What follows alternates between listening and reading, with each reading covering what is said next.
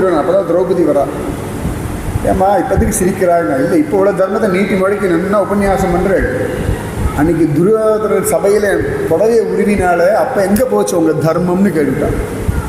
பீஷ்மர் சொன்னார், நியாயமான வார்த்தை. அப்போ துரியோதனன் போட்ட சாப்பாடை சாப்பிட்டு இருந்த இல்லையா, தர்மமே தெரிஞ்சாலும் பேசுறதுக்கு வாய் வரலை. இப்போ துரியோதனன் போட்ட சாப்பாட்டில் இருந்த அந்த ரத்தமெல்லாம் வெளில போச்சு. இப்போ கிருஷ்ண பலத்தினால பேசிட்டு இருக்கேன், அதனால இப்போ தர்மம் தெரியறது சொல்ல முடியாது. இது ஒத்துக்கிறது ஒரு தைரியம் ஒன்றும் இல்லை, சப்பக்கட்டு கேட்டக்கூடாதுல்ல. அதான் ரொம்ப அழகு. ஆமாம்மா, நான் பண்ணது தப்பு, எஸ் இட்ஸ் மை மிஸ்டேக், காரணம் இதுதான். தப்பு பண்ணுறது சகஜம், அதுக்கப்புறம் ஜஸ்டிஃபிகேஷன்லாம் கொடுக்காது.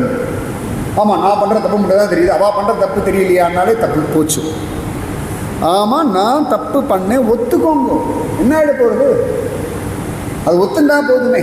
ஒத்துக்கிறது தான் பெரிய தர்மமே.